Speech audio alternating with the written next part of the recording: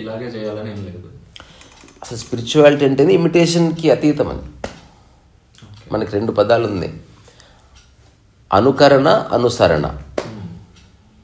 అనుకరణ అంటే you are just copying somebody, imitating somebody. అనుసరణ అంటే you are following somebody to some extent, then you have understood what it is, then అతను కూడా టాటా bye bye చెప్పి ఫ్రీ అయిపోయింది. ఇచ్చిన ఎగ్జాంపుల్ తెలుసుకోవాలంటే డ్రైవింగ్. ఫస్ట్ నువ్వు ఎవరో ఒకరిని కాపీ చేయాలి, ఆ తర్వాత కొంత అనుసరించాలి, ఇన్స్ట్రక్షన్స్ కావచ్చు. అట్లా నీకు డ్రైవింగ్ వస్తే డ్రైవింగ్ టీచర్ని వదిలేస్తావు, ఇన్స్టిట్యూట్ని వదిలేస్తావు. That is the fundamental. నీకు లైఫ్ అర్థమైతే ఆశ్రమం వదిలేయాలంతే. దీంట్లో ఇఫ్ అండ్ బట్స్ ఏమీ లేవు. అంటే మళ్ళీ ఇఫ్ అండ్ బట్ వచ్చిందా కార్యకారణం వస్తుంది. నాకు ఇంత గొప్ప జీవితాన్ని ఇచ్చిన గురువుకి నా జీవితాన్ని అంకితం ఇద్దాం అనుకుంటున్నా, సావుపో. అసలు గురువుకి ఏ జీవితం లేదు. బేసికల్గా గురువుకున్న పని వ్యాపారం చేయడం కాదు, లిబరేట్ చేయడం. నీకు జీవితం పట్ల ఒక అవగాహన ఇచ్చి వెళ్ళిపోరా, పని చేసుకోపో, నువ్వు ఏ ధర్మం ఉంటే ఆ ధర్మం పాటించు, ఎక్కడికి పారిపోని అవసరం లేదని అవగాహన ఇవ్వడం తప్ప, వీడు వచ్చిన తర్వాత నేను చాలా క్రియేట్ చేసి నువ్వు పోయేలోపు ఇంటికి వెళ్తావు, ఇక్కడ మనకు షాప్ ఉంది ఇందులో పని చేసుకో, ఇది ఇచ్చే కార్యక్రమం ఇది. సో ప్రపంచం అంతా ఇలాగే ఉండని నేను దాన్ని అర్థం చేసుకున్నా.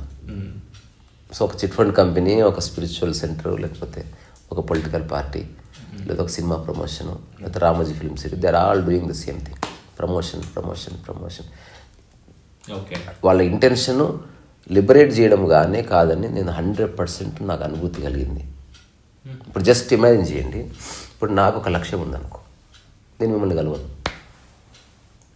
ఈ మీటింగే ఉంటుంది. ఫస్ట్ మా బాలుని అడుగుతా, వచ్చేవాళ్ళు ఎవరు, డబ్బు ఉందా అంటే ఏమిటంటే నాకు ఉపయోగపడుతుంది. మళ్ళీ స్వార్థమే వచ్చాయి కదా. ఇప్పుడు ఫండ్ ఇచ్చేవాళ్ళు కావాలి. ఇప్పుడు సెలబ్రిటీ వస్తే డోర్ ఓపెన్ అవుతుంది కదా, నాకు ఉపయోగపడుతుంది. లేకపోతే బాగా డబ్బు ఉన్నవాడు అనుకో, then the master meets the business man. Why? నాకు ఉపయోగం ఉంది అక్కడ. విషయం నువ్వు లిబరేట్ అవుతావా, నేను లిబరేట్ చేస్తున్నా, జీవిత సారాంశం ఉంది.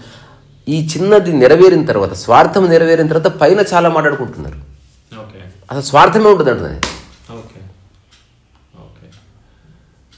అంటే ఇది కొంచెం రా నేను చెప్తున్నా, అంటే కంప్లీట్లీ అగైనెస్ట్ ద సొసైటీ. అంటే నేను అవసరమైతే బతకడం కోసం చిన్న పని ఏదైనా చేసుకొని బతుకుతాను. ఇప్పుడు క్యాన్వాస్ ఓపెన్ చేసి పెట్టిన, నిన్న నా పెయింటింగ్ నేను వేసుకున్నాను అక్కడ. అంటే నేను ఎప్పుడు హాయిగా పని చేసుకుంటున్నా. ఎప్పుడైతే డొనేషన్ ద్వారా మనీ వస్తుందో ఒక్కసారి మీరు చూస్తే they are not really working anything. కూర్చొని సుత్తేస్తున్నారు, పోయి పండుకుంటున్నారు. కర్మయోగం చేయడం లేదు. కర్మయోగం అంటే కూర్చొని మాట్లాడడం కాదు. కర్మయోగం అంటే కర్మయోగమే. బాడీకి ఒక ఇంపార్టెన్స్ ఉంది, బాడీతో పని చేయాలి, తద్వారా వచ్చింది తినాలంతే. ఇప్పుడు నీకు అబండెంట్గా మనీ వచ్చిన తర్వాత నువ్వు ఏ పని చేయవు. పని చేయించడం వేరు, పని చేయడం వేరు. అంటే this is true even for an enlightened man also. Absolutely. Real enlightened people they work. వాళ్ళ డొనేషన్ల మీద ఆధారపడలే. చాలా తక్కువ, అరుదు. ఎందుకంటే సమాజం ఒక మస్కిటో ఇది. నువ్వు టక్కున కుట్టేసి నీకు మలేరియా తెప్పిస్తుంది. చాలామంది వస్తారు, నీకు ఏమాత్రం గురువు అనిపించుకోవాలని ఆలోచన ఉన్నా నేను గురువుని చేసేస్తారు. నీకు ఇష్టం లేకపోతే ఎవడు చేయలేడు. తర్వాత నీ ఉద్దేశం మనీ ఎర్నింగ్. నువ్వు ఎన్నన్నా చెప్పు, నువ్వు సర్వీస్ చేయాలనుకుంటున్నావు, అందుకని నాకు మనీ కావాలి. అలాంటప్పుడు ఆధ్యాత్మిక ఆశ్రమం ఎందుకు? సింప్లిసి అన్నదానం చేయాలనుకుంటున్నాం, మేము ఒక ట్రస్ట్ పెట్టా, ఓన్లీ అన్నదానం మా పర్పస్. అటు వాళ్ళని కలిసాను నేను. అక్కడ స్పిరిచువాలిటీ లేదు, ఏం లేదు. చక్కగా నువ్వు వస్తే అన్నదానం కోసం అండి, ఒక రోజుకి 10,000 అవుతుంది, 400 మందికి భోజనం పెడతాం, బ్యానర్ మీద నీ పేరు పెడతా. పోనీ అన్నదానం అంటే అన్నదానం అని చెప్పి ఆధ్యాత్మికత పేరుతో చేయొద్దు అంటుంది నేను. స్పిరిచువాలిటీకి వీటికి ఏ సంబంధం లేదు. స్పిరిచువాలిటీ అంటే నీ మనసు ఎక్కడెక్కడ ఇరుక్కుపోయింది, దాన్ని జస్ట్ ఒక 2 మాటలతో ఫ్రీ చేసి పంపించచ్చు. ఇప్పుడు ఇట్లా చేసి చూడు, యూ విల్ బి ఫ్రీ. ఒకసారి ఆ ఫ్రీడమ్ వచ్చిన తర్వాత అక్కడి నుంచి నువ్వు ఇంతవరకు చేస్తున్న అన్ని పనులే ఫ్రీడమ్లో నుంచి ఆపరేట్ చేసి చూడు. There is no psychological suffering such as. So మనసు ఫ్రీ అయిపోతే నువ్వు చేసే అన్ని పనులు నీకు చాలా డివైన్గా కనిపిస్తాయి. స్వార్థం తీసేసి పని చేయి, ఇది అర్థం చేసుకుంటే సరిపోతుంది. తర్వాత అందరితో ఉండు, రిలేటెడ్నెస్లో ఉండు, బట్ బంధం ఏర్పరచుకో. బంధం బాధిస్తుంది, ఇంతకు మించి ఏం లేదు బాబు అని చెబితే ఎక్కడోడప్పుడు హాయిగా బతికేస్తాడు. చిన్న గ్రాట్యూడ్ ఉంటుంది. ఇప్పుడు నాకు ఎంతోమంది ఫోన్ చేస్తారు, అందరూ ఊరికి వచ్చి కలిసి ఇట్లా చూసిపోతారు. అంతే, ఇంకా ఆల్రెడీ నేను ఫ్రీ చేసి పెట్టేసిన. అసలు వాటర్ కూడా ఎక్స్చేంజ్ ఉండదు ఇక్కడ. నేను ఎవరు అడగను, వాటర్ తాగుతారా, టీ తాగుతారా, బాగుందరా, అనవసరం. ఇక్కడికి వచ్చింది సత్యం తెలుసుకోవడానికి, లేదా వాళ్ళ మనసులో ఏదంటే జస్ట్ చెప్పడానికి. నాకు తెలిస్తే చెప్తాను, లేకపోతే ఇది నా పరిధిలో లేదండి అని చెప్పి పంపిస్తాను. ఎగ్జాంపుల్, మా అమ్మాయి పెళ్లి కావట్లేదు, చేసుకోకపోయినా నాకు వచ్చేది లేదు, పోయేది లేదు. గో అండ్ మీట్ ఎ పూజారి. ఆధ్యాత్మికతకు దానికి సంబంధం. ఆధ్యాత్మికత పూర్తి వ్యక్తిగతము ప్లస్ ప్రకృతితో సంబంధం కలిగి ఉన్నది. ప్రాపంచిక విషయాలకి ఆధ్యాత్మికతకి ఏ సంబంధం లేదు. లేదు లేదు అనే పీరియడ్ అనమాట. మళ్ళీ ఎందులో ఇఫ్ అండ్ బట్స్ లేవు, గ్రే ఏరియా ఏం లేదు అందులో. అయితే ప్రపంచం లేకపోతే ప్రపంచం తీసుకొచ్చావనుకో లిబరేషన్కి స్కోపే లేదు. ఎవరెవరైతే అట్లా ఉండి ఒక రకమైన సెరెనిటీని ఎస్టాబ్లిష్ చేస్తున్నారో ఆ సరౌండింగ్స్లో ఉన్న ఒక భద్రత వల్ల దే ఆర్ ఎక్స్పీరియన్సింగ్ పీస్. ఒకసారి అది డిసప్పియర్ అయిపోయింది అనుకో, మళ్ళీ పిచ్చిలేసిపోతుంది. ఎట్లయితే నీకు ఉద్యోగ భద్రత వచ్చింది చూసినావా, ఇప్పుడు నీకు ఆశ్రమ భద్రత వచ్చింది అంతే. సార్, ఇంకోటి మీరు నిష్కామ కర్మ గురించి మాట్లాడతారు. నెక్స్ట్ వచ్చేసి రోజు కనీసం 100 రూపాయలైనా 200 రూపాయలైనా సంపాదించాలి. ప్రపంచంలో ఉన్నది అంటే డబ్బు అవసరము, వ్యామోహం అక్కర్లేదు, అవసరాన్ని గుర్తించు అనేది నా సిద్ధాంతం. అండ్ ఇక్కడ మళ్ళీ పర్పస్ వచ్చేసినప్పుడు ఆ నిష్కామ కర్మ అనేది నిష్కామ కర్మ 24 hours ఎవడు చేయలేదు, కుదరదు. అది ఇదే సత్యం తెలుసుకోవడం అంటే. నువ్వు ఉద్యోగం చేస్తున్నట్టు నిష్కామ కర్మ చేయకు. ఉద్యోగం అవసరం కోసం చేస్తున్నావు. ఎవరికి ఉద్యోగం చేసి ఇష్టం ఉండదండి. మనకు కర్మ కావాలి, పిల్లలకు స్కూల్కి పంపించాలి, బట్టలు కొనుక్కోవాలి, ఫీజు కట్టాలి, అందుకు ఉద్యోగం చేస్తున్నాం. కానీ కొంతమంది వ్యాపారం ప్యాషన్, నాకు డబ్బు రాకపోతే చేస్తారా? అంటే డబ్బు అదే ఇంకా అల్టిమేట్ ప్యాషన్ అన్నప్పుడు. ఇప్పుడు నాకు పెయింటింగ్ ప్యాషన్, ఇంకో రికార్డులు చెప్తున్నా, ఎవరు కొన్నా కొనకపోయినా ఈ భూమి మీద అసలు పెయింటింగ్ గ్యాలరీస్ డిసప్పియర్ అయిపోయినా ఐ పెయింట్. ఇది ప్యాషన్ అంటే. ప్యాషన్ అనేది బేసికల్ నెగిటివ్ వర్డ్. మన వాళ్ళు పిచ్చిన కొడుకులు తెలియక వాడుతూ ఉంటారు, ప్యాషన్ ఆఫ్ క్రైస్ట్. ఈ ప్యాషన్ అనే పదం ఎట్లా ఒరిజినేట్ అయింది? జీసస్ క్రైస్ట్ని సిలువేసినప్పుడు ఆయన అనుభవించిన వేదనని ప్యాషన్ అన్నారు. Passion is not a good word. ఊరికి అందరు వాడుతున్నారు కదా, వీళ్ళు వాడుతున్నారు. ఇన్స్పిరేషన్ అందరు వాడితే వీళ్ళు వాడుతారు. అవి రెగ్యులర్గా వాడే పదాలు కాదు, అవి దానికి ఒక సపరేట్ కాంటెక్స్ట్ ఉంది. నాకే ప్యాషన్ లేదు. ఎప్పుడన్నా ప్యాషన్తో బ్రీత్ చేస్తావా? న్యాచురల్గా జీవించు. ప్యాషన్ ఎందుకు? ఆల్ ప్యాషన్స్ వెళ్ళిపోతాయి if you understand life. So life is a combination of కర్మ అండ్ నిష్కామ కర్మ. అంటే డబ్బు అవసరం కాదు. అందుకే ఇప్పుడు 60% నువ్వు కామకర్మ చేస్తున్నావు, 40% నిష్కామ కర్మ చేయి. నిష్కామ కర్మ నీళ్ళు ఇచ్చినప్పుడు ఏం ఆశించకుండా చేయి. ఇంట్లో ఎవరైనా భోజనం వచ్చినప్పుడు స్వపరాలు చూడకు, జస్ట్ నీ కొడుకు ఎట్లా పెడతావు అట్లా పెట్టు. ఇదంతా నిష్కామకరం. అంటే మనసులో భేదభావం లేకుండా ఏమి ఆశించకుండా చేస్తే నిష్కామకరమైంది అంతే. వాళ్ళ పెద్ద థియరీ అక్కర్లే. సో ఇప్పుడు 60% కామకర్మ చేస్తున్నావు, బట్ నీ నిజమైన ఆనందం నిష్కామకర్మలోనే ఉందని నీకు అనుభవంలోకి వస్తుంది. ఎందుకంటే స్ట్రెస్ ఉండదు అక్కడ. రెండోది టైం ఉండదు, బ్యారియర్ ఉండదు, డిస్క్రపెన్సీ ఉండదు, భేదభావం ఉండదు. కాబట్టి ఆబ్వియస్గా మనస్సు కొంచెం హెల్తీగా చిన్న పిల్లవాడిలాగా ఒక ఈజ్తో ఉంటుంది. అది ఇప్పుడు చేయవలసిందల్లా ఆ 60% ఆఫ్ వర్క్ని మెల్లమెల్లగా ఆ కామకర్మని 40% చేసుకొని 60% నిష్కామకర్మలోకి రా. ఒక 10 సంవత్సరాల్లో మళ్ళీ ఇంకొక 10 ఏళ్ళు అయ్యేలోపు 10% మాత్రమే నేను చేస్తున్నాను డబ్బు కోసం. ఇప్పుడు వ్యవస్థ ఎస్టాబ్లిష్ చేశాను, నేను ఎక్కువ పని చేయక్కర్లే. సో అప్పుడు ఒక 10 hours చేస్తే వచ్చింది, ఇప్పుడు 1 hourలో వచ్చేస్తున్నాను. ఇప్పుడు మిగతా సమయం అంతా I will work for society. అట్లా లాస్ట్ అట్లీస్ట్ 5 years అన్నా కంప్లీట్ ఇంకా ప్రపంచాన్ని వదిలే నీవు అనుక్షణము పూర్తి నిష్కామకర్మలో ఉండవచ్చు. ఇప్పుడు నా జీవితంలో ఒక 2-3% కామకర్మ ఉంది. ఈ 2-3%కి రావడానికి నేను చాలా ప్రయత్నాలు చేసిన. ఇప్పుడు ఒక నెలంతా పనిచేసే డబ్బులు నేను ఒక 2-3 పెయింటింగ్స్ వేస్తే ఎవరైనా వచ్చి తీసుకుంటే అయిపోతుంది, లేదా నాకు శాండ్ ఆర్ట్ పర్ఫార్మెన్స్ వస్తే అయిపోతుంది, లేదా నాకు 50 పుస్తకాలు సేలేదు నేను బతికిస్తా. అంటే నేను రకరకాల ఎవెన్యూస్ ఓపెన్ చేసి పెట్టుకున్నా. ఏవి లేకపోయినా నాకు ఇన్హిబిషన్ లేదు, సిగ్గు లజ్జ లేదు. నేను పోయి టీ అమ్ముకొని బతుకుతాను. నాకు అన్ని పనులు ఇంపార్టెంట్, అన్ని పనులు గౌరవమైనవి. ఈ క్లారిటీ ఉంది. ఇప్పుడు నాకు మా ఇంట్లో ఇప్పుడు నేను ఇట్లా చెప్తే ఎవరైనా ఇంట్లో బాధపడతారు, నువ్వు టీ అమ్మడం ఏంట్రా. ఇప్పుడు నేనున్నాను అనుకో, నేను టీ అమ్మితే మా అమ్మ నాతో పాటు వస్తుంది. నేను యాక్చువల్గా అమ్మాను సార్ టీ. చెప్తున్నా, టీ అంటే టీ అని కాదు, ఎనీథింగ్. అదే చెప్తున్నాను. మామూలుగా చిన్నపిల్లలకి డైపర్ మార్చు, లేకపోతే రోడ్లు ఉడుచు, కొంచెం క్యాఫ్, అన్ని పనులు మంచివే. నువ్వు రోడ్లు ఉడుస్తున్నావు అంటే లైఫ్ అంతా అదే ఉడుస్తున్నావు అని కాదు. ఓకే, ఆ రోజుకి అట్లా మళ్ళీ ఏడుస్తూ సమయం దొరికినప్పుడు ఏదైనా చదువుకో, do something, think all the time in good way. Ultimate purpose ఏమిటి? నీవులో మనసులో అలజడి లేని స్థితికి రావాలి. అది నీకు ఇచ్చేదే ఆధ్యాత్మిక అవగాహన తప్ప ఆధ్యాత్మికతకి, స్వర్గాలకి, నరకాలకి, సేవకి ఏ సంబంధం లేదు. సేవకు సంబంధం లేదంటే వేరే వాళ్ళు నిన్ను సేవ చేయమని చెప్తే అది సేవ కాదు. నీకు సేవ చేయాలనిపించి నువ్వు చేయాలి. సేవకి బ్రాండింగ్ కానీ లేకపోతే లోగోలు కానీ అక్కర్లేదు. అయితే మీరు చెప్పిన కామకర్మ చేయడానికి ఎత్తులు పై ఎత్తులు చాలా బుక్స్, ఇప్పుడు how to grow your business, how to win friends, ఇలాంటివి చాలా చాలా కూడా చేయొచ్చు అంటారు. అలాగా క్లారిటీలో నుంచే చేయొచ్చు. ఫస్ట్ ఆఫ్ ఆల్ ఏదైనా ఒక పని జరగాలంటే మీ ద్వారా లేదా నా ద్వారా, ఈయన ద్వారా, మనం ముగ్గురం ఉన్నాం, కానీ మనం ముగ్గురం ఒకటి కాదని తెలుసుకోవాలి. చూడ్డానికి నాకంటే మీరు లావుగా ఎత్తుకుండొచ్చు, కానీ మీకంటే నాకు ఎక్కువ మేధస్సు ఉండొచ్చు. మన ఇద్దరికంటే తక్కువ మేధస్సు ఉండే ఆయన దగ్గర ఎక్కువ డబ్బు ఉండొచ్చు. ఇంకొకటి వస్తాడు, వాడి దగ్గర డబ్బు లేదు, ఏమి లేదు, కానీ గొప్ప ఫ్రెండ్స్ ఉండొచ్చు. సో ఒక వర్క్ అనేది ఒరిజినేట్ అవ్వాలి తప్ప ఫోర్స్ చేయకూడదు. అది ఎట్లా అవుతుంది? నీ శరీరము, నీ మనస్సు రెండింటిని క్యాల్కులేట్ చేసుకో, నీ రిసోర్సెస్ని చెక్ చేసుకో, నీ ఫ్రెండ్స్ ఎవరు, అందులో నీకు నిజంగా సహాయం చేసే వాళ్ళు ఎవరో చూసుకో. నీ ఉన్న కాంటెంపరీ సమాజంలో ఏది సేలబుల్ ప్రోడక్ట్ గుర్తించు.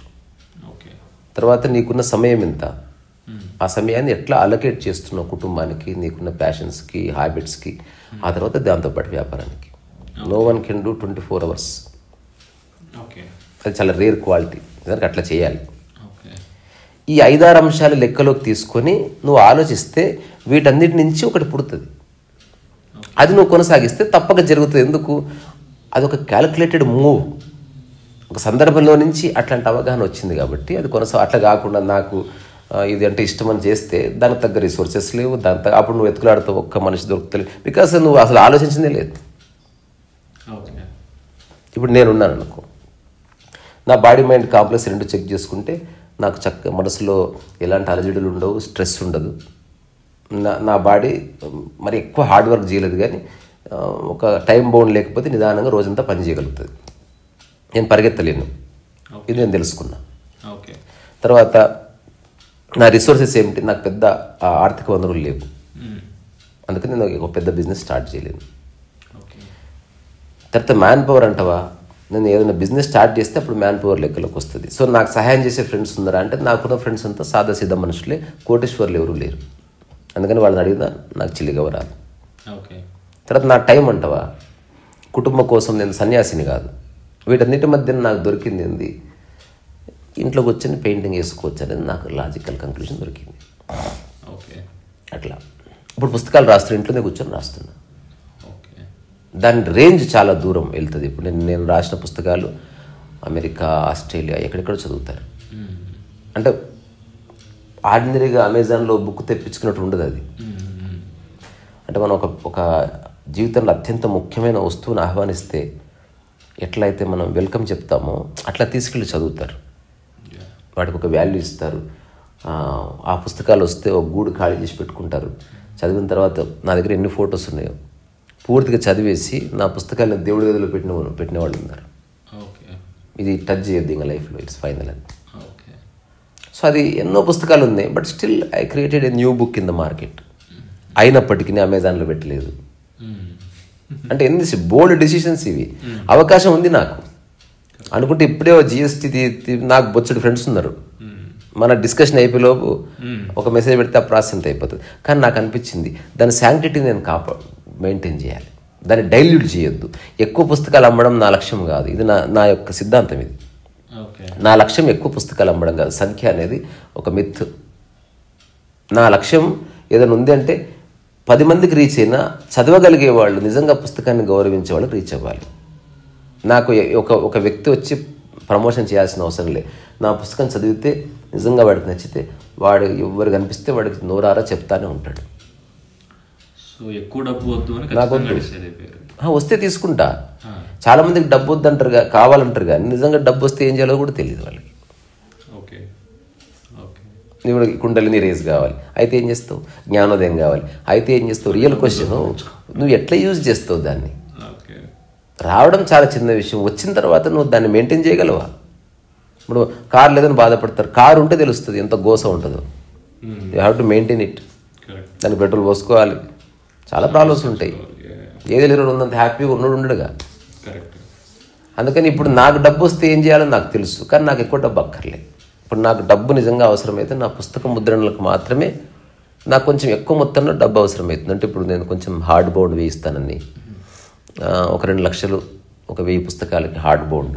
ఒకవేళ కలర్ అయితే 200 లక్షలు అవుతుంది, బ్లాక్ అండ్ వైట్ అయితే 2 లక్షలు, లేదు 180 అట్లా అవుతుంది. ఇప్పుడు నా జీవితంలో 500 పుస్తకాలు రాద్దాం అనుకుంటున్నా. మీరు 500 పుస్తకాలు ఇంటూ 1.5 lakh క్యాలిక్యులేట్ చేశారనుకో, crores of rupees అవుతుంది అది. సో నేను పుస్తకాలు అమ్మడం ద్వారా వచ్చే డబ్బు పక్కన పెట్టు, ముందు పుస్తకాలు ప్రింట్ చేయించాలంటే ప్రతి పుస్తకానికి 1,50,000, మళ్ళీ రీప్రింట్ వదిలేద్దాం, అవ్వకపోయినా పర్వాలే. సో అట్లీస్ట్ అట్లా చేయాలనుకున్నా ఆయన అట్లీస్ట్ ₹1,00,00,000. అలాగని ₹1,00,00,000 ఉంటే 500 పుస్తకాలు రాయలేదు. నాకు ఓవరాల్ ఏం తెలిసింది లాజిక్, నువ్వు జస్ట్ రాస్తూ ఉండు, దానికి రెస్పాన్స్ వస్తుంటే అట్లా డబ్బు వస్తే దాంట్లో నుంచి కొంత డబ్బు తీసి ఇంకొకటి బుక్ రాయి. 9-10 పుస్తకాలు రాసిన, మీరు నెక్స్ట్ ఇయర్ ఈ సమయానికి వస్తే ఇంకో 6 పుస్తకాలు ఖచ్చితంగా ఉంటాయి. నేను ఇంట్లో కూర్చొని ఒకడు, ఇప్పుడు ఒక CEO ఎంత సిన్సియర్గా పనిచేస్తాడో, ఒక పైన అథారిటీ ఉంది, వాడికి బిజినెస్ ఉంది, నాకు ఎవరు లేకుండా అంతే సిన్సియర్గా పనిచేస్తాను. ఎందుకంటే నాకు పూర్తి నా యొక్క జీవన విధానం ఒక బుక్ రాయడం అన్నది తప్ప, ఇదేదో సేల్ అయితే అనుకుంటుంది. ఈ మధ్య సేల్ అయితే లేదు, అందుకే ప్రింట్ చేయిస్తలేదు, ఇంక ఎవరు రాసడబ్బా చదువుతుంది అట్లేం లేదు. ఎవరు చదివినా చదవకపోయినా తప్పక రాస్తాను. నేను రాసేది ఈ జనరేషన్ కోసం కాదు, ఏ జనరేషన్ వాడినా చదువుకునే పుస్తకాలే.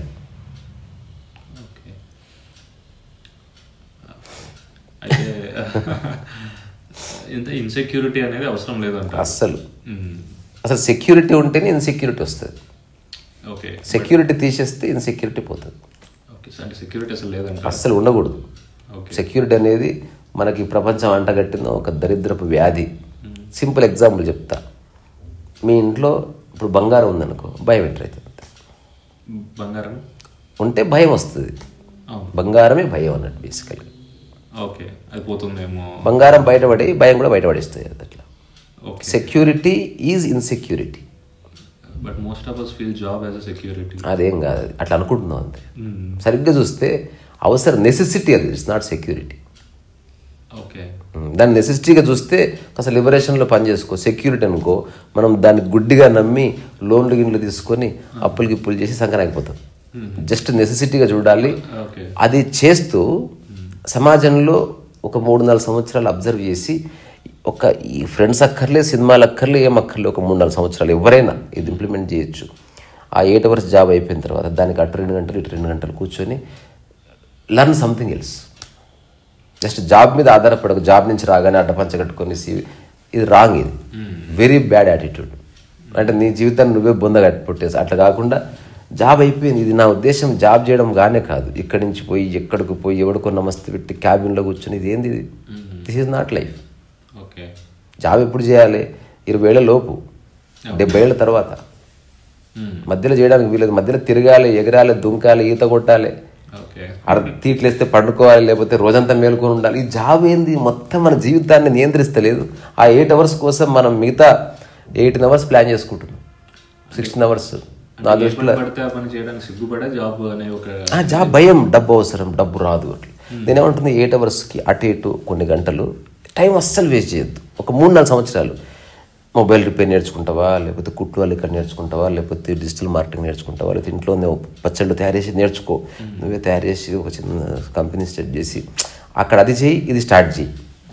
అక్కడ 50,000 వస్తున్నాయి నీకు, ఇక్కడ 2,000 వస్తున్నాయి. ఇంకో 2 ఏళ్ళు కానీ అక్కడ 50,000 60,000 వస్తున్నాయి, ఇక్కడ 40,000 వస్తున్నాయి. మెల్లగా అది ఆపేసి ఇది స్టార్ట్ చేయండి. నీ చేతులకు తెచ్చుకో లైఫ్ని. ఎంతసేపు అథారిటీ కింద ఉండకూడదు. అథారిటీ కింద ఉన్నవాడు, ఆ అథారిటీ ఎవరైనా, అయ్యా నమస్కారం, లైఫ్లో లిబరేషన్ ఉండదు. Okay because you always try to satisfy the boss. Okay అది బాస్కి నచ్చితే నువ్వు మంచి పని చేసినా అనుకుంటున్నావు. నీ పని అయితే తప్ప తెలియదు నువ్వు మంచి చేస్తున్నావా లేదా. మనం చేసేదంతా బాస్కి నచ్చే పని. మనం మంచి పని చేస్తున్నాం మనకెట్లా తెలుసు.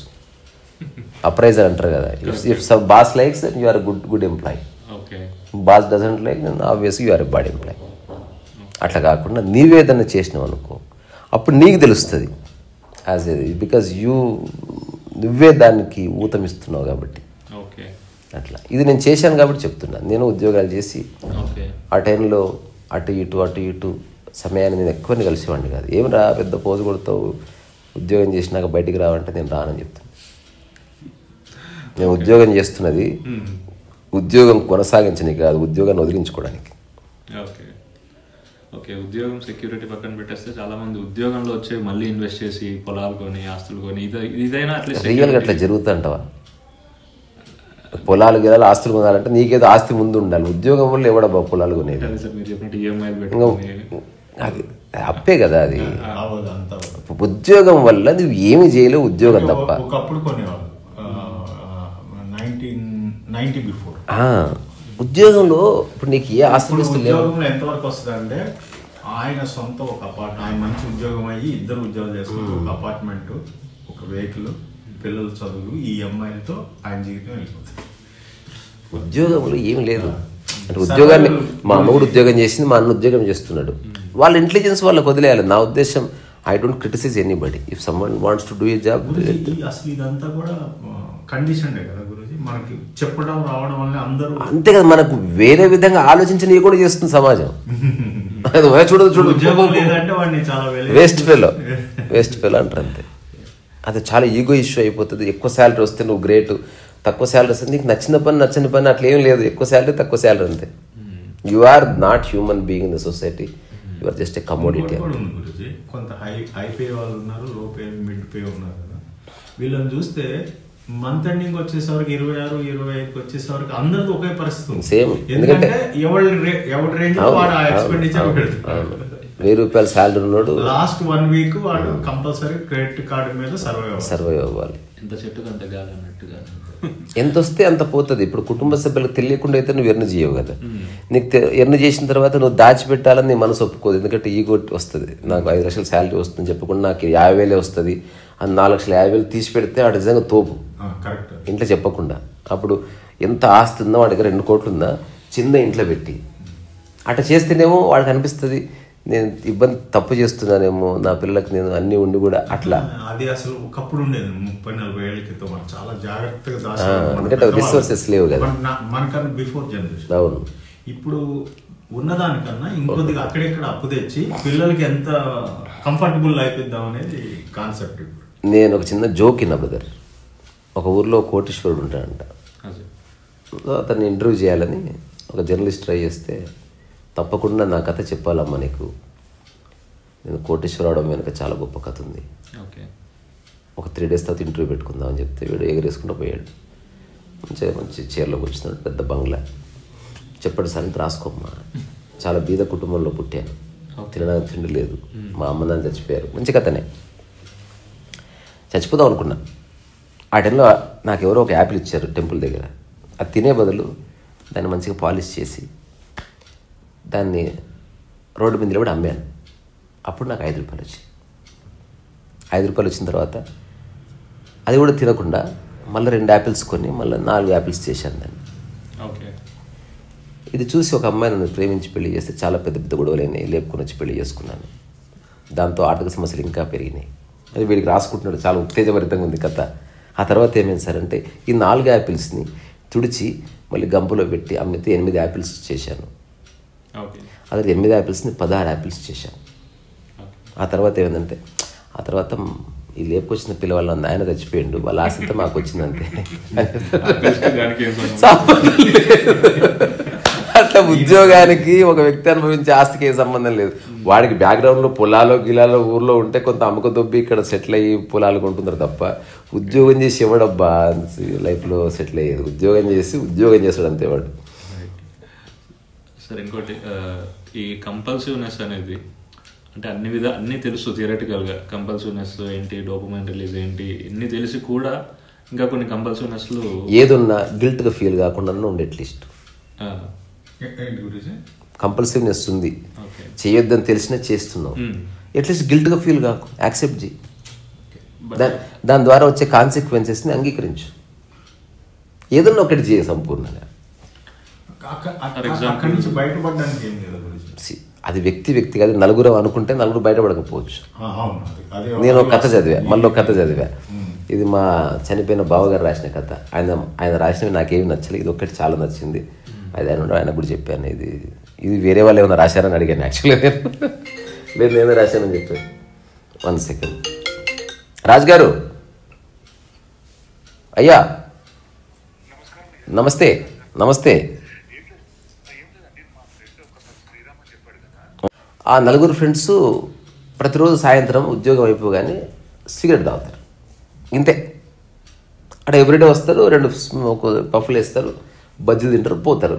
ఇట్లా కొన్ని వాళ్ళ కాలేజ్ డేస్ నుంచి నడుస్తుంది. ఇట్లా జరిగి 20-25 ఏళ్ళ నుంచి ఎవ్రీడే డ్యూటీ. అంటే పిల్లల కంటే ముఖ్యంగా జాబ్ నుంచి రాగానే ఇంటికి ఫ్రెష్ అయిపోయి బండ్లు వేసుకుని అక్కడ రావాలి, స్మోక్ చేయాలి.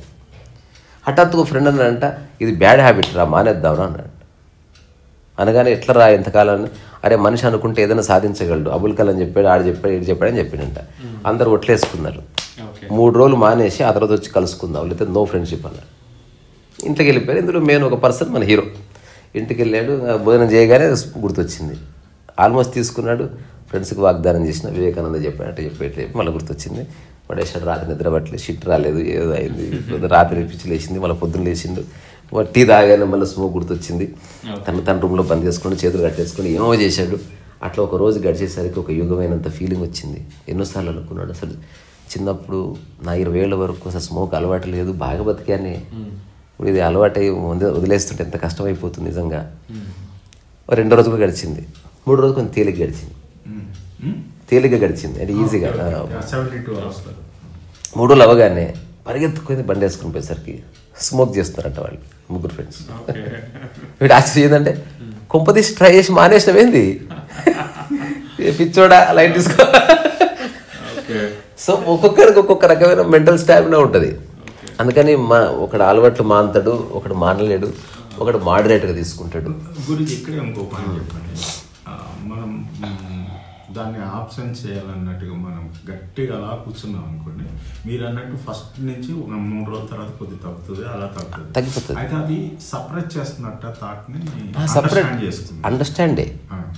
అంటే నువ్వు దానికి అది నేను ఆ ఒక్క ఆలోచనకి నేను స్పందించను అని నిర్ణయం తీసుకోవడం అంతే. It is not suppression. So అనుష్ఠానం అంటే ఆలోచన అణచడంలే. అణిస్తే అణిచేవాడు ఎవడైనా కొంతకాలం తర్వాత దాన్ని తిరిగి చేస్తానని కూడా ఒక ఆలోచన ఉంటుంది. ఆల్మోస్ట్ సిమిలర్గా అనిపిస్తుంది 2, కానీ ఎక్స్ప్రెషన్లో 2 వేరే. ఇది ఎలాంటిదంటే, ఒక ఫ్రెండ్కి చెప్పావు ఏదేమైనా ఇక నీ మొహం చూడను నేను, ఇంక ఇవ్వడేం చెప్పిన నాకు ఆసక్తి లేదండి, అట్లా అంతే. అది నాకు అక్కర్లేదని అర్థం చేసుకునే స్థితి, దానికోసం ప్రయత్నం చేయడం. ఒకవేళ ఇందులో సఫలీకృతం అయితే ఇంకా మళ్ళీ థాట్ ఎప్పుడు రాదు.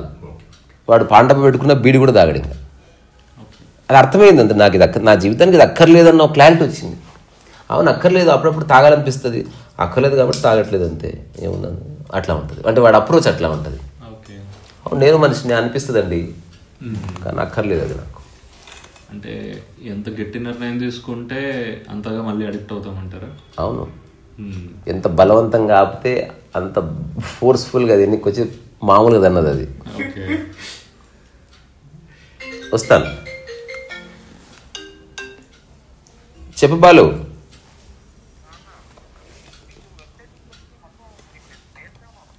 సరే, ఫైనల్గా ఒక నాకు స్పిరిచువాలిటీకి సమరైజ్ చేస్తే అర్థమైంది, ఎక్స్పీరియన్సర్ లేకపోతే ఎక్స్పీరియన్స్ అనేదే లేదు. అబ్సల్యూట్లీ. సో ఎక్స్పీరియన్సర్ లేకపోతే ఎక్స్పీరియన్స్ లేదు అని తెలియడం, అబ్జర్వ్ చేసేది ఎవరు? అసలు అబ్జర్వ్ ఎవరు చేయట్లేదు. ఇది ఎలాంటిదంటే, చిన్న ఎగ్జాంపుల్ ఇస్తే అట్లీస్ట్ మనకి థియరిటికల్గా అర్థమవుతుందని చెప్తున్నా. ఇందులో పెద్ద కాంప్లెక్స్ ఏం లేదు. ఇది ఒక సముద్రం. 2-3 ఎగ్జాంపుల్స్ చూద్దాం, హౌ యూ పర్సీవ్ అన్నది. ఆ ఎగ్జాంపుల్లో నేను ఫిట్ చేసుకుని ఒకసారి చూడు. ఇది సముద్రం, ఇదంతా సముద్రం, మొత్తం వాటరే. కానీ సముద్రానికి ఒకటే క్వాలిటీ ఉంది కదా, ఇది క్లియర్ కదా. ఇప్పుడు ఈ సముద్రంలో ఒక వాటర్ డ్రాప్ ఉంది. ఇప్పుడు ఈ సముద్రాన్ని అర్థం చేసుకోవాలంటే రెండు ఉన్నాయి. ఒకటి వాటర్ డ్రాప్ బయటకు వచ్చి సముద్రాన్ని అబ్జర్వ్ చేయడం, నేను సముద్రమే అని కాదు ఏంది ఇది ఓకే అని వాటర్ డ్రాప్ బయటకు వచ్చి చూస్తుంది, తను తాను చూసుకోవట్లేదు. నేను సపరేటు, నేను ఒక బయటి వ్యక్తిగా నేను ప్రకృతిని అర్థం చేసుకోవాలనుకుంటున్నాను అనేది ఇది. సెకండ్ ఏంది, అందులోనే ఉంటే ఎక్స్పీరియన్స్ ఎట్లా మారుతుంది అసలు. ఇప్పుడు ఇక్కడ ఎక్స్పీరియన్సర్ ఉన్నాడు, ఎక్స్పీరియన్స్ కూడా ఉంది. Because I'm observing, I'm perceiving ఇదంతా ఉంది. అట్లా కాకుండా సముద్రంలోని వాటర్ డ్రాప్ ఉందనుకో, ఆ సపరేషన్ లేదనుకో, ఐఆమ్ దట్ అని చెప్తుంది. తద్వారా ఎక్స్పీరియన్స్ ఏం లేదు ఇంకా. ఓకే, ఇప్పుడు నువ్వు ఎప్పుడన్నా నీ బాడీని ఎక్స్పీరియన్స్ చేస్తావా? అది వేరు. అదర్వైజ్ ఎక్స్పీరియన్స్ ఉండదు, ఏముండదు. ఎందుకంటే అది నీవే కాబట్టి ఎక్స్పీరియన్స్ సపరేట్ అయినప్పుడే ఈ ఎక్స్పీరియన్స్ అంతా వచ్చేది. ఇప్పుడు అంతేందుకు మన ఇంట్లో ఎందుకు ఎక్స్పీరియన్స్ ఉండదు? ఓషన్ పార్క్ వెళ్తే ఎక్స్పీరియన్స్ ఉంటుంది. ఇల్లు నీది, అది నీ ఆల్మోస్ట్ నీ ఎక్స్టెండెడ్ బాడీ. సో ఇదొక అనాలజీ. అంటే ఏదైనా ఒక విషయంలో బయట ఉండి చూసినప్పుడే ఎక్స్పీరియన్సర్ డ్యూయాలిటీ ఆబ్వియస్గా. దాని లోపట ఉండి ప్రకృతిని నువ్వు బయట నుంచి చూడు, ప్రకృతిలో భాగమే చూడు లైఫ్ని, నీకు జవాబు దొరుకుతుంది. అప్పుడు ఈ సమస్త మానవ జాతి అంతా నీవే అన్నది అనుకుని చూడు. అంత నీ ఎక్స్టెండెడ్ బాడీని, నీకు బయట ఉన్నంత మాత్రాన అది వేరేది అని కాదు. ఓన్లీ నీకు టచ్ అయి ఉంటేనే నీదని కాదు. దీన్ని ఇప్పుడు సపోజ్ భయం అనే కాంటెక్స్లో తీసుకొస్తే ఎలా చూడొచ్చు? భయం ఉంటుంది మనకి, మెయిన్ భయం మరణ భయం ఉంటుంది, అది అనివార్యం. ఓన్లీ ఫిజికల్ రియాలిటీలోనే మరణం ఉంది అని తెలుసుకుంటే కొంత భయం పోతుంది. It will die anyway. నువ్వు భయపడ్డా చస్తుంది, భయపడకపోయినా చస్తుంది. అందుకని భయపడుతూ చావడం ఎందుకు? హాయిగా చెప్దాం. రియల్గా అసలు మరణించేది ఏది అనేది ఎంక్వైరీ చేస్తే అసలు నువ్వు ఏదైతే నీవు అనుకుంటున్నావు యాజ్ ఎ పర్సన్, ఇప్పుడు నేతో మాట్లాడుతున్నా కదా, నా ఎదురు కూర్చొని తల ఊపుతున్నాడు ఇట్లా, అదే పర్సన్ హఠాత్తుగా అడ్డం పడ్డాడు, శ్వాస ఆగట్లేదు అనుకో, అందరూ ఆ వ్యక్తి చచ్చిపోయాడు. ఆ వ్యక్తి అక్కడే ఉన్నాడు కదా, మరి బయటికి పోయింది ఎవరు? అంటే నేను ఇప్పుడు నీతో మాట్లాడుతున్నా, కానీ నీ బాడీతో అయితే కాదు. నువ్వు నాతో మాట్లాడుతున్నావు, నువ్వు నా బాడీ అయితే కలవడానికి రాలేదు. అదే డెడ్ బాడీనే అలాంటప్పుడు సాటిస్ఫై అవ్వచ్చు కదా, ఇంటనే ఉన్నాడు కదా, ఏముంది కదులుతున్నాడు అంతే అనుకోవచ్చు. Always you are beyond the body, something is operating from the body through the body. ఇది నువ్వు గుర్తించు. ఓకే, అదే ఓకే సార్. ఇప్పుడు మీరు ఇప్పుడు కాంత్రి సార్ గారు ఉన్నారు, ఇప్పుడు మీకు క్లారిటీ ఉంది, వచ్చింది. ఒకవేళ ఈ బాడీ అయిపోయిన తర్వాత కూడా మేబీ మళ్ళీ ఇంకో హ్యూమన్ ఫామ్ లో రావచ్చు. ఆ విషయం అది కాదు, there is no another human form. ఇప్పుడు ఆకలికి ఎట్లయితే ఒక ఆకారం ఉండదు, ఒక మనిషి తిరిగి అలాగే జన్మిస్తాడని ఏముండదు, అలాగే హ్యూమన్ గానే ఎగ్జిస్టెన్స్ ప్రకారం హ్యూమన్ తో పాటు 1,00,000 ప్రాణకోటి ఉంది. మనం మనుషులం కాబట్టి మనిషికి మనం అధిక ప్రాధాన్యత ఇస్తున్నాం. ప్రకృతి పాయింట్ ఆఫ్ వ్యూలో అందరూ ఒకటి. దానికి వర్షం వస్తే అందరి మీద పడుతుంది, సూర్యం వస్తే అందరిని లేపేస్తుంది. సో ప్రకృతి పాయింట్ ఆఫ్ వ్యూ లైఫ్ని చూసినాం అనుకో జవాబులు ఉన్నాయి, నీ పాయింట్ ఆఫ్ వ్యూలో లైఫ్ని చూస్తే జవాబులు లేవు. ఓకే, అంటే ఇప్పుడు మీరు మళ్ళీ మీరు ఏ ఫామ్ లో అయినా ఉండొచ్చు, ట్రాన్స్ఫర్మేషనే ఉంది, కొత్త ఫామ్ క్రియేట్ అయితే లేదు. నువ్వు ఎక్కడన్నా ఒక దాని నుంచి ఎండ్ అయ్యి హఠాత్తుగా ఏదైనా పుడుతుందా, లేదా ఒక దాని కంటిన్యూస్లో ఒకటి ఎస్టాబ్లిష్ అవుతున్నావు ఎప్పుడన్నా గమనించినవా? కంటిన్యూస్లో. అందుకని ఇట్ ఇస్ గెటింగ్ ట్రాన్స్ఫార్మ్డ్ అంతే తప్ప ఇప్పుడు ఇక్కడ ఉన్నది ఒక హఠాత్తుగా ఒక విత్తనం ఇక్కడనే పుట్టి ఇది చెట్టు కాదు. ఆ విత్తనం ఒక చెట్టు కనెక్ట్ అయ్యి వచ్చింది, ఆ చెట్టు భూమికి కనెక్ట్ అయ్యి మళ్ళీ మొక్క అయింది తప్ప హఠాత్తుగా ఏది పుట్టలేదు ఇక్కడ. అట్లా నీ బాడీ కూడా ఈనాడు పుట్టలే, కొన్ని వేల సంవత్సరాల నుంచి రకరకాల రూపాలు తీసుకుని ఇప్పుడు ఒక రూపం సంతరించుకుంది. తద్వారా as a body you are not going to die, but you are going to take some different form for sure. అంటే ఇంకా what after the death? There is no after. Continuity after ఎక్కడిది? దేర్ ఇస్ నో డెత్ అసలు. ఎందుకంటే transformation కదా. ఇప్పుడు చెట్టు నుంచి ఇట్లా గింజ వచ్చింది, ఆ గింజ మళ్ళీ మొక్క అయింది. మన భాషలో చెప్తున్నాం ఒక గింజ మొలకెత్తింది అని. It is all continuous process. ఉదాహరణకి నువ్వు అన్నం ప్లేట్లో పెట్టుకోవడము, దాని మధ్యలో కూర్చోవడము, తినడము, కలుపుకోవడం, తినడం, అంతా ఒక్కటి కాదా? అనుకుంటే different. Eating different verb, mixing different verb, chewing different verb, but ఓవరాల్గా you are eating one process. So beyond body and beyond mind ఎవరు అనే దానికి అసలు వర్బల్ ఆన్సరే లేదు. ఇక్కడ ఏది మరణించదు, ఏది పుట్టదు, దానికి అస్తిత్వం అని పేరు. ఓకే. యాజ్ ఎ బాడీగా Ramana Maharshi disappeared, as a ఎసెన్స్గా ఎప్పటికి ఉంటాడు. అది ప్రకృతి కాబట్టి. రమణ మహర్షి అంటే ఎవరు? ఏది ఎట్లున్నా స్థిరంగా ఉన్నవాడు కదా. చూడు అన్ని చోట్ల ఉంది అట్లా సర్వాంతర్యాయం అన్నట్టు. ఉదాహరణకి నేను ఎప్పుడు విశాలమైన హృదయం ఉంటే ఆధ్యాత్మికత ఉన్నట్టు అనుకో. అంటే నీలో భేదభావాలు కానీ సంకుచిత స్వభావాలు కానీ ఏమీ లేవు. విశాలత ఉంది కదా ఆకాశం. So we think that human life is, అది మన పాయింట్ ఆఫ్ వ్యూ, ఫార్చ్యూన్, మన పాయింట్ ఆఫ్ వ్యూ. ప్రతి కథకి 2 పాయింట్ ఆఫ్ వ్యూస్ ఉంటాయి. ఇప్పుడు ఉదాహరణకి ఈ పెన్ ఉంది, ఈ పెన్నుకు 2 కథలు ఉన్నాయి. ఎవడైతే కొనడో వాడి సైడ్ నుంచి ఒక కథ ఉంది, ఎవడ తయారు చేసిండో అక్కడి నుంచి ఒక కథ ఉందని. మనం ఎప్పుడు మన పాయింట్ ఆఫ్ వ్యూ చెప్తాం. పెన్ను కొన్న కాడి నుంచి కథ చెప్తాం. ఈ పెన్నుతో నేను రాశాను, నా పెన్ను కొనకముందు ఏం జరిగిందంటే నేను ఎప్పుడు జీవితంలో చెప్పాం. మనం కొనకముందు ఏం జరిగిందంటే ఇది ఒక రా మెటీరియల్ ఉన్నది. It is pen existed even before it became like a pen. అవునా కాదు? కరెక్ట్. బట్ హ్యూమన్గా పుట్టిన తర్వాతనే అవేర్నెస్ గురించి తెలుస్తుంది, జంతువుగా ఉన్నప్పుడు తెలియదు. ఎవరన్నారు అట్లా? అట్లేం లేదు. ఎప్పుడన్నా ఏదన్నా ఒక జంతువు వాళ్ళ బిడ్డను ముట్టుకోక తెలుస్తుంది.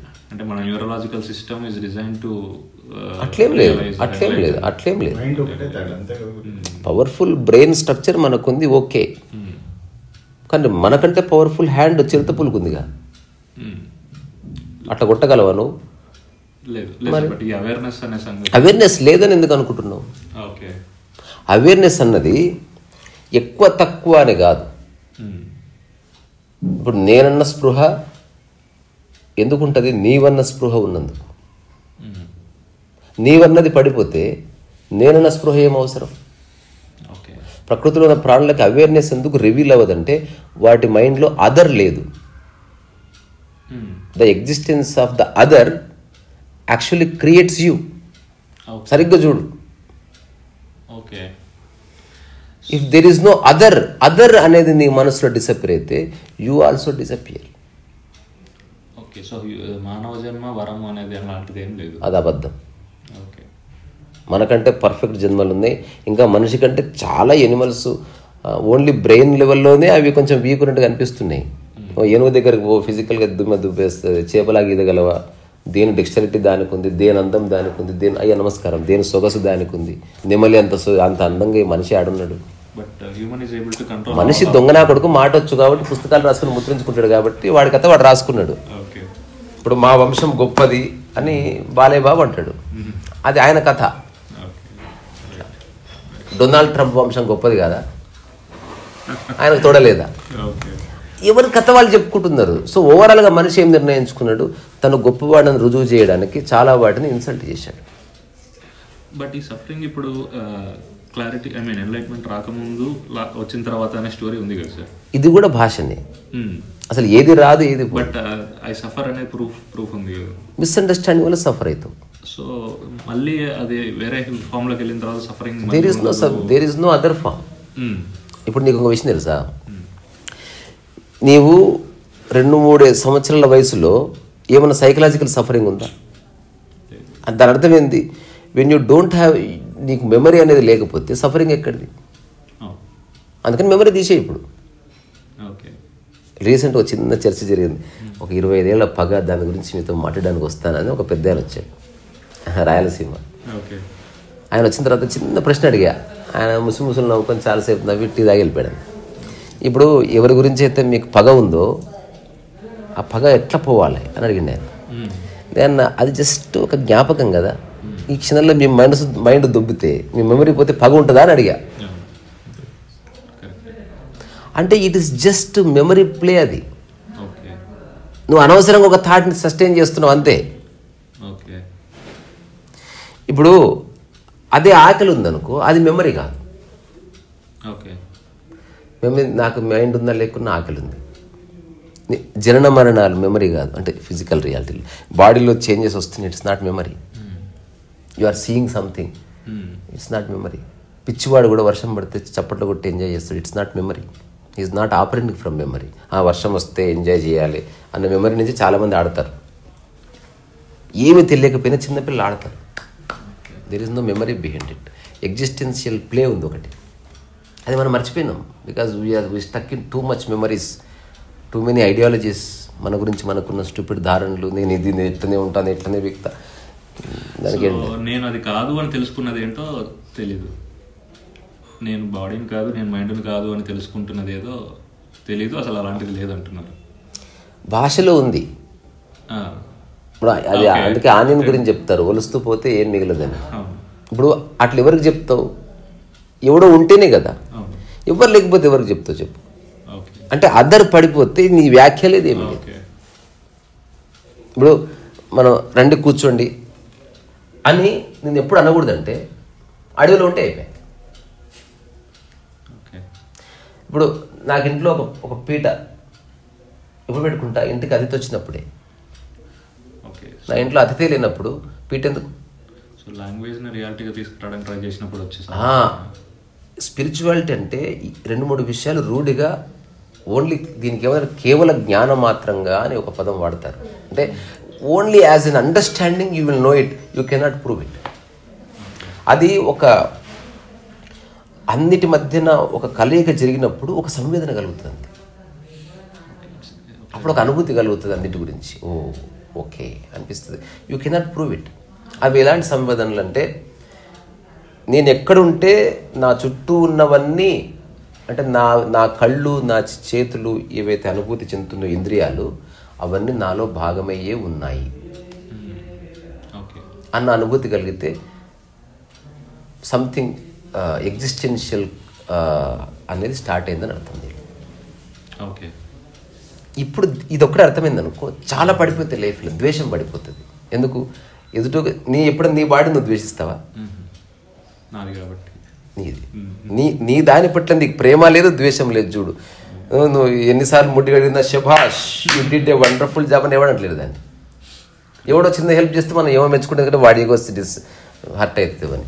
నీదైనప్పుడు అక్కడ అప్రిసియేషన్ లేదు, డిప్రిసియేషన్ లేదు, కానీ టేకింగ్ కేర్ ఆఫ్ ఉంది. దానికి ఏమన్నా చిన్న గాయమైనా యూ రెస్పెక్ట్ ఇట్. దీన్ని కన్సర్న్ అన్నారు అంతే. నువ్వేం దండేసి పూలేమి వేయట్లే. అట్లా నీలో భాగం అని తెలుసుకున్న తర్వాత నువ్వు నీళ్ళు ఇయడం ఉండదు, ఏముండదు. ఏది కన్సర్న్ ఉంటుందో అదొక్కటి చూడబడుతుంది. మనం వచ్చాడు రాత్రి పడుకున్న దుప్పటి ఉందా, రైట్, గుడ్ నైట్. 1 గంట అయింది, భోజనం అయిందా, అంతే తప్ప అన్నెసెసరీగా నీ దాన్ని నువ్వు ఎప్పుడు డిస్టర్బ్ చేయవు. That is you. అంటే అందరూ పడిపోతుంది. పడిపోతే ద్వేషం బాయ్, డిజైర్ బాయ్, పోలికలు బాయ్, ఈగోలు బాయ్, అన్ని బాయ్. సో నేను నా చుట్టూ కనిపించే నాకు ఏవేవి కనిపిస్తున్నాయి అవన్నీ నాలో భాగమై ఉన్నాయి, వెదర్ ఐ యాక్సెప్ట్ ఇట్ అన్నట్టు. దీనికి చిన్న చిన్న అండర్స్టాండింగ్స్ ఉన్నాయి. ఈ క్షణం నువ్వు బతకడానికి ఆధారం ఏంది? గాలి. ఈయన పిలిచిన గాలి, ఈయన వదిలిన గాలి నువ్వు పిలుస్తలేవా? So you are breathing him also. Universe చాలా దూరం. అట్లీస్ట్ నీ ఎరుకలో ఉన్నవంతా నీలో భాగం అని తెలుసుకో. ఇప్పుడు 6 బయట పడుకుంటే నీ ఎరుకలో సూర్యుడు ఉన్నాడు, చంద్రుడు ఉన్నాడు, చుక్కలు ఉన్నాయి అనుకో, అవి కూడా నీలో భాగమే. ఏది నీలో భాగమో దాని పట్ల నీకు ఏ అభిప్రాయం ఉండటానికి వీల్లేదు. అభిప్రాయం ఉందా, సఫర్ అవుతావు. నా ముక్కు బాగాలేదన్న అభిప్రాయం ఉంటే నీ ముక్కు చెడిపోతుంది. ఏది ఉందో అది అంగీకరించితే నీవు అభిప్రాయాలకు అతీతంగా హాయిగా జీవించవచ్చు. ఇప్పుడు ఈ క్షణం నేనున్నా, మీరు వేరే అనుకుంటే ఈగో స్టార్ట్ అవుతుంది. ఇంకా ఇప్పుడు మనం అనుకున్న ఫస్ట్ ప్రపంచం దృష్టి స్టార్ట్. అట్లా కాకుండా మీరు నాలో భాగము కనుక ఇది గొప్ప కాదు, ఇది ఏమి కాదు, ఎవరెవరిని కలవట్లే. ఈ చిన్న అవగాహన వల్ల నీకు ప్రశాంతంగా ఉంటుంది. ఇంకా నటన అక్కర్లేదు. ఇప్పుడు నాలో భాగమైనప్పుడు నేను మళ్ళీ స్పెషల్గా బట్టలు వేసుకునేది ఏంది, వ్యక్తులు వచ్చారు కొంచెం టీ పట్టుకురండి అమ్మాయి, అంతా ఏం అక్కర్లేదు. అది నాన్ సెన్స్. అవి ఏం అక్కర్లే. ఎవరైతే ఇది అనుభూతి చెందుతారో వాడిని ఎవ్వరు అపార్థం చేసుకునే అవకాశం లేదు. వాటర్ లాగా ఉంటుంది. లేదా ఇక్కడ ఓన్లీ ఎగ్జిస్టెన్సే ఉంది, నేను కూడా లేను. ఎందుకు నా బాడీ కానీ ఏది కానీ ఇదేది మనది కాదు. ఎగ్జాంపుల్ అంటే సముద్రంలో ఒక చిన్న ఆల్చిప్ప దొరికితే అది సముద్రాందే అవునా కాదా? If there is no ocean there is no, దాని ఏమంటారు, ఆల్చిప్పని ఏమంటారు ఇంగ్లీష్లో, ఆయిస్టర్. అట్లనే if there is no nature there is no you. So you what's ever you are doing that is part and parcel of the నేచరే. So నా ద్వారా ఏమీ జరగట్లే. నేచర్ నాలో గాలి ఊది నన్ను బయటికి పంపిస్తుంది. నేచరు నాలో ఉన్న అన్నాన్ని అరగొట్టి నాకు శక్తిని ఇస్తుంది. తద్వారా నేను చేసిందంతా నేచర్కి సంబంధించింది, నేను ముఖచిత్రంగా కనిపిస్తుండొచ్చు అని చెప్పడం ఒక పద్ధతి. You choose your option. కళ్ళకి ఎందుకు కనిపించవు గురుజీ? వరల్డ్ దానికి అట్రాక్ట్ అవుతాయి కానీ మన సెన్సెస్. మీరు అన్నట్టు ఈ చాలా జరుగుతున్నాయి మనం గమనించకుండా. అంటే మైండ్లో క్లామర్ తగ్గాలి కదా. మనం ఎంతసేపు ఇంకా సక్సెస్ అవ్వలేదు, ఇంకా అది కాలేదు, ఇదే ఉన్నప్పుడు మనం ఉదాహరణకి ఒక టికెట్ కోసం, బస్ టికెట్ కోసం క్యూలో నిలబడ్డవాడు ఏం ఆలోచించలేడు. వాడు అన్నం కోసం క్యూలో నిలబడ్డవాడు ఏం ఆలోచిస్తాడు? వాడు లైఫ్ అంతా సక్సెస్ కోసం దేనికోసం క్యూలో నిలబడ్డాడు అందరు మానవ జాతి అంతా. వాడు ఇంక అన్యముకి ఎప్పుడు చూస్తాడు వాడు విషయాన్ని. ఓకే, ఒకవేళ స్పిరిచువల్ రియలైజేషన్ లాంటిదే గురించి ఏదైనా మాట్లాడినా దానివల్ల మళ్ళీ నాకు ఏమైనా బెనిఫిట్ వస్తుంది అనే క్వశ్చన్ వస్తుంది. అదే వస్తుంది. సో ఇక్కడ ఏ బెనిఫిట్స్ లేవు. బెనిఫిట్స్ అంతా వరల్డ్ ఓరియంటెడ్. ప్రకృతిలో there is no benefit.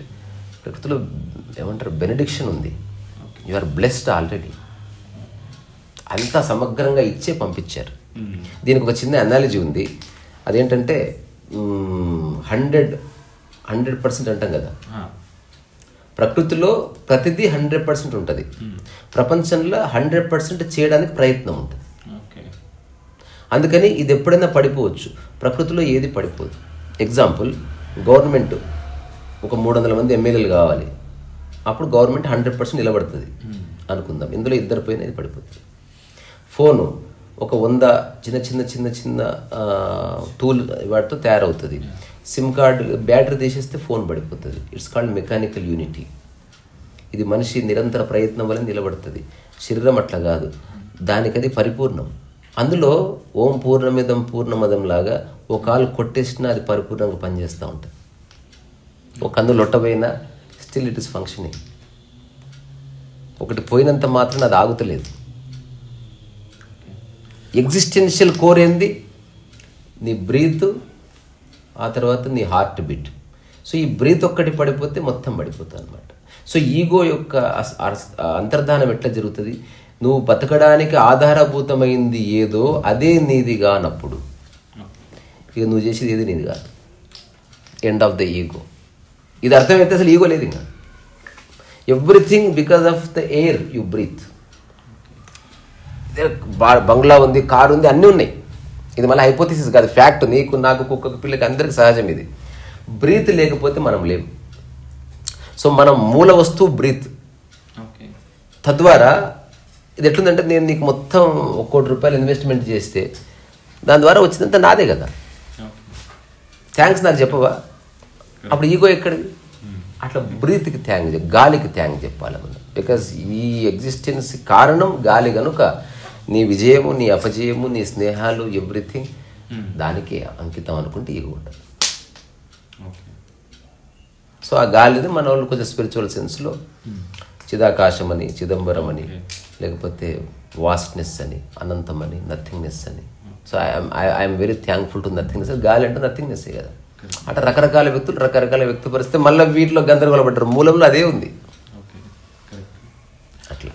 So మనం ఆలోచించే థాట్స్ మనం పట్టుకున్న మెమరీ మీద బేస్ అయి ఉంటాయంట. అదొక్కటి కారణం కాదు, మళ్ళీ ఒక 7-8 రీజన్స్ ఉన్నాయి. ఒక థాట్ ఒరిజినేట్ అవ్వడానికి దేర్ ఆర్ మెనీ రీజన్స్.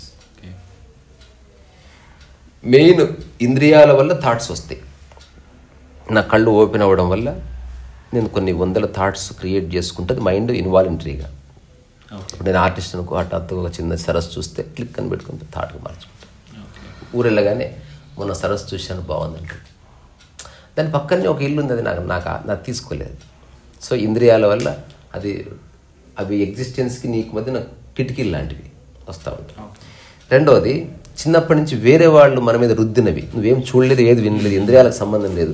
పెద్దవాళ్ళు వస్తే నమస్కారం పెట్టు, పెద్దవాళ్ళు వస్తే నమస్కారం పెట్టు, చక్క కూర్చొని తిను, స్ట్రేట్ కూర్చో, అన్నం మెతుకులు కింద ఎక్కువ, ఇదంతా కండిషనింగ్. ఇవి కొన్ని థాట్స్. ఇప్పుడు నువ్వే అది రిపీట్ చేస్తావు. తర్వాత ఇన్స్టాంటేనియస్ థాట్స్ ఉంటాయి. ఎగ్జిస్టెన్స్ సంబంధం లేదు, ఇంద్రియం లేదు, ఎవడో దవడకెట్టు కొట్టాడు, హఠాత్తుగా థాట్ జనరేట్ అవుతుంది. దానికి సినిమాలు కాంట్రిబ్యూట్ చేస్తే ఏవో చేస్తే సో మెనీ ఏరియాస్ నుంచి థాట్ అనేది జనరేట్ అవుతుంది. మనం గుర్తించాల్సిందల్లా ఒక్కటే, ఎలాబరేట్ చేయను, ఊరికి ఆలోచించుకోండి. మీకు వచ్చే 100 థాట్స్లో 99 మీవి కాదు. ఏవి నువ్వు ఆచరించగలవో అవి నీవి, మిగతావి నీవి కాదు. నువ్వు జనరేట్ చేయవు, వస్తాయి థాట్స్ అంతే. వచ్చే థాట్స్ చాలా ఉన్నాయి. నువ్వు క్రియేట్ చేసిన థాట్ ఒక్కటి చెప్పి మధ్యలో నీకు వచ్చే థాట్స్ కాకుండా సరిగ్గా చూస్తే ఒక థాట్కి నువ్వు ఇనిషియేషన్ చేయడం అంటూ చాలా రేర్గా జరుగుతుంది. అది ఎప్పుడు జరుగుతుంది అంటే నీ థాట్ ప్రాసెస్ మొత్తాన్ని పక్కన పెట్టి అప్పుడు నువ్వు కొత్త థాట్ని ఒరిజినేట్ చేయాలి. ఫర్ ఎగ్జాంపుల్, ఒక కొత్త పాట కట్టాలంటే అప్పుడు ఇప్పటివరకు ఉన్న పాటలని నాకు తెలియాలి కదా, లేదా కొత్త పాట ఎట్లేదు. రెహమాన్ ఎందుకు అంత సక్సెస్ అయ్యాడంటే ఇప్పటివరకు ఉన్న అసంఖ్యాకమైన పాటల్లో మళ్ళీ ఏ పాటను పోల్చకుండా ఒక దానిలాగా వినపడకుండా కొత్త పాట తీసుకొస్తున్నాడు. ఇట్లా అంటే ఎంత ఎరుకు ఉండాలంటే నువ్వు కొత్తది రావాలంటే పాతది ఏదో మొత్తం తెలియాలి నీకు. అట్లా రాకుండా చేయడం ఇంటెలిజెన్స్. ఇది ఓన్లీ ఒక సబ్జెక్టివ్గా అట్లా కాకుండా నేను ఆచరించేవే నా థాట్స్ అన్నది గోడ మీద రాసి పెట్టుకో. రెండోది, ఇప్పుడు నేను ఆచరించలేను అయినా నా థాట్ అనుకున్నావా, వెంటనే యాక్షన్ ప్లాన్ స్టార్ట్ చేయి. ఫర్ ఎగ్జాంపుల్, నేను ఇల్లు కట్టాలనుకుంటున్నా, ఆచరించలే, ఈరోజు నుంచి డబ్బు పోగు చేస్తున్నా. ఇంకా ఆచరణలో పెట్టే ఆలోచనని ఓన్లీ డిస్కస్ చేసి ఆచరించకపోతే నీ మైండ్ చాలా క్లటర్ అయిపోతుంది. ఆలోచించిన దాన్ని నువ్వు ఇంప్లిమెంట్ చేస్తే థాట్ ఎండ్ అవుతుంది. Simple logic. అవేవి నీవి కాదు. అంటే ఇప్పుడు ఈ డోర్ ఓపెన్ చేస్తే వేరే ఇంట్లో పిల్లి కూడా మా ఇంటికి రావచ్చు, మాది అయిపోతుంది ఏంది. అట్లా ఒక్కొక్కసారి పైన ఆరేసిన కట్రాయర్ మన ఫ్లాట్లో పడుతుంది, మనది కాదు, అది ఎవరిదో. నువ్వు ఆచరించదగ్గదే నీది, మిగతావేవి నీవి కాదు. ఎన్నన్నా రాని నువ్వు చెక్, ఇది ఒక్కటే గీట్రాయి, ఏది ఇంప్లిమెంట్ చేయగలవు అదొక్కటి నీది, మిగతావి నీవి కాదు అంటారు కదా. నువ్వు పెట్టుకున్న ఆ హస్తం రైసే నీది, మిగతా నీది కాదు. బాగుంది, వెరీ నైస్. ఏదేమైనా ఆలోచన రహిత స్థితికి వచ్చి వేరే వాళ్ళ గురించి ఎక్కువ ఆలోచించకుండా మన పనిలో మనం ఉంటే సరిపోతుంది. ఆధ్యాత్మికత అంటే ఎక్కువ తెలుసుకోవడం కాదు, తెలుసుకున్న కొంత పూర్తిగా ఆచరించడం. ఎక్కువ తెలుసుకుని ఏం చేస్తాం, ఎవరికి చెప్పుకోవాలి అర్థం కాక మళ్ళీ పిచ్చెక్కుతుంది.